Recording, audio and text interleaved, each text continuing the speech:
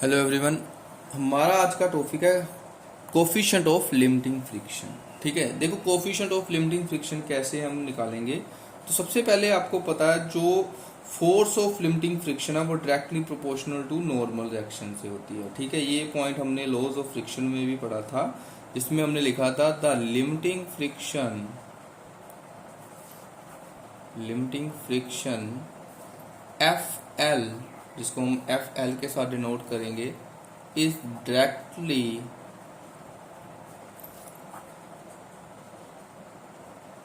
Proportional to the normal reaction R between two surfaces in contact. देखो जैसे ये एक सरफेस है, इसके ऊपर बॉडी जो है वो मूव करेगी। ठीक है, अब बॉडी ने जो वेट लगाया mg वो डाउनवर्ड लगाया और वेट के साथ उसको ऑपोजिट डायरेक्शन में एक रिएक्शन मिला r। और जो अगर मोशन इस साइड को है, अगर बॉडी का मोशन इस साइड को है, तो जो फोर्स ऑफ लिमिटिंग फ्रिक्शन है वो उस डायरेक्शन में होगी fl।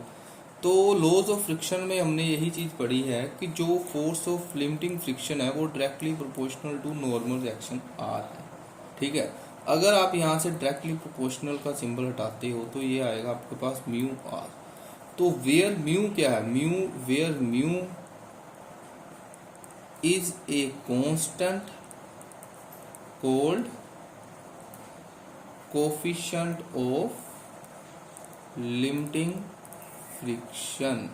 म्यू जो है वो एक कांस्टेंट है और ये है कोफिशिएंट ऑफ लिमिटिंग फ्रिक्शन। ठीक है, तो इसको फार्मूला क्या होगा, mu is equal to F L over R. तो ये है आपका, ठीक है, force of friction over normal reaction जो है वो जो रेशो है वो हमें बताएगी कोफिशिएंट ऑफ लिमिटिंग फ्रिक्शन। ठीक है, तो ये जस्ट एक नंबर है। ठीक है, ये coefficient of limiting friction just एक नंबर है। इसको आप ऐसे भी लिख सकते हो, it is defined as the ratio of force of limiting friction to the normal reaction mu. ठीक है, ये जो है रेशो है force of limiting friction to the normal reaction. ठीक है, ये इन दोनों नंबर की रेशो है। और म्यू जो है वो क्या है, म्यू हैज नो यूनिट्स, इसके कुछ भी यूनिट्स नहीं है। ठीक है, it is just a number, it is just a number, ये एक सिर्फ नंबर है। ठीक है, तो ये हमने पढ़ा कोफिशिएंट ऑफ लिमिटिंग फ्रिक्शन। ठीक है, तो अब जो नेक्स्ट जो टॉपिक है वो है हमारा angle of friction. Angle of friction, देखो एंगल ऑफ फ्रिक्शन आप कैसे जो है वो बताएंगे। जैसे डायग्रामेटिकल अगर मैं आपको बताऊं एंगल ऑफ फ्रिक्शन कैसे कैलकुलेट करेंगे, तो सबसे पहले सरफेस के ऊपर हमने एक बॉडी को मूव करवाया। ठीक है, जैसे इस डायरेक्शन ये बॉडी है और इस डायरेक्शन में अप्लाइड फोर्स के साथ हमने इसको मूव करवाया। ठीक है, अब बॉडी जो है वो वेट mg के साथ डाउनवर्ड सरफेस को प्रेस करेगी और बॉडी को अपवर्ड डायरेक्शन में एक रिएक्शन मिलेगा सरफेस से। ठीक है, और मान लीजिए जो बॉडी की फोर्स ऑफ फ्रिक्शन लग रही है बॉडी को वो इस डायरेक्शन में लग रही है। ठीक है, जिसको हमने F के साथ डिनोट किया। अब फोर्स ऑफ फ्रिक्शन और नॉर्मल रिएक्शन में जो रिजल्टेंट है वो मैंने इस डायरेक्शन में ड्रॉ किया। ठीक है, ये दोनों वेक्टर्स का नॉर्मल रिएक्शन और फोर्स ऑफ फ्रिक्शन में जो रिजल्टेंट मैंने ड्रॉ किया वो उस डायरेक्शन में ड्रॉ किया। अब यहां पर ध्यान देने वाली बात है, the resultant of force of friction and normal reaction जो है वो उसको मैंने मान लिया यहाँ से O से लेकर C पॉइंट तक, OC वेक्टर मान लिया। ठीक है, the angle between resultant and normal reaction जो है वो हमें एंगल ऑफ फ्रिक्शन बताएगा, जिसको मैंने थीटा के साथ डिनोट किया। ठीक है, angle between resultant of force of friction and normal reaction.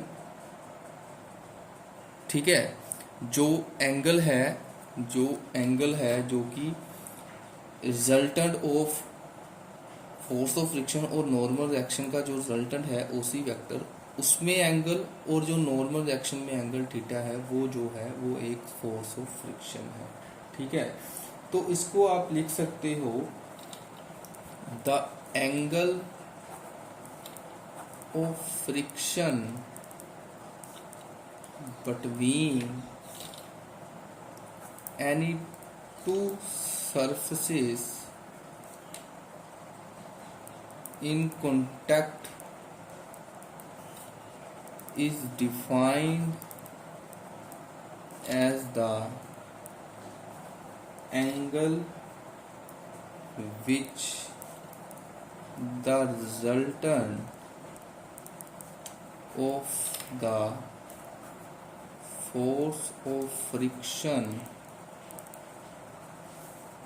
F and normal reaction R makes with the direction of normal reaction R। जो एंगल बन रहा है रिजल्टेंट और नॉर्मल रिएक्शन के बीच में वो हमारा होगा एंगल ऑफ फ्रिक्शन। ठीक है, तो ये हमने जो है लिमिटिंग फ्रिक्शन का कोफिशिएंट निकाला और एंगल ऑफ फ्रिक्शन जो है वो हमने फाइंड आउट किया। ठीक है, तो जैसे एंगल ऑफ फ्रिक्शन अगर आप देखें तो कैसे आप कैलकुलेट करेंगे, अगर मैं इसमें नाम देता हूं तो ये जो है अगर ट्रायंगल अगर आप देखते हो ओ, इसको आप ए पॉइंट मान ले। ठीक है, ए या फिर ओ ए सी। ठीक है, ये ट्रायंगल है। ठीक है, या फिर आप ए ओ सी ट्रायंगल मान लीजिए। ठीक है, इन ट्रायंगल ए ओ सी, तो इन ट्रायंगल ए ओ सी में अगर आप टैन थीटा देखते हो तो टैन थीटा क्या आएगा आपके पास ए सी। ठीक है, बेस ओवर टैन थीटा क्या आएगा परपेंडिकुलर ओवर बेस। ठीक है, तो परपेंडिकुलर मैंने लिया AC और बेस मैंने ले लिया OA। ठीक है, ये मैंने परपेंडिकुलर और ये मैंने बेस लिया, ये सामने वाला हाइपोटेन्यूज। तो जो AC है वो किसके इक्वल है, ये वाला AC किसके इक्वल है, ये O से लेकर, अगर इस पॉइंट को मैं B का नाम देता हूँ O से B तक, तो AC की जगह पर आप OB लिख सकते हो। ठीक है, और OA जो है वो आपका सेम रहेगा। अब OB की क्या वैल्यू है, फोर्स ऑफ फ्रिक्शन F, और OA की वैल्यू क्या है, OA की नॉर्मल रिएक्शन R। ठीक है, तो ये आपने एंगल जो है यहाँ से आप एंगल कैलकुलेट कर सकते हो। ठीक है, और F/R जो है आपका कोफिशिएंट ऑफ लिमिटिंग फ्रिक्शन की है म्यू। ठीक है, तो coefficient of friction between any two surface in contact is equal to tangent of the angle of friction between them. जो कोफिशिएंट ऑफ लिमिटिंग फ्रिक्शन है वो tangent of the angle between जो है दोनों के टेंजेंट उसके इक्वल है। ठीक है, टेंजेंट जो है tangent of the angle of friction between them. ठीक है, तो ये हमने टॉपिक जो है वो अपने लिमिटिंग फ्रिक्शन का कोफिशिएंट और एंगल ऑफ फ्रिक्शन जो है वो कवर किया।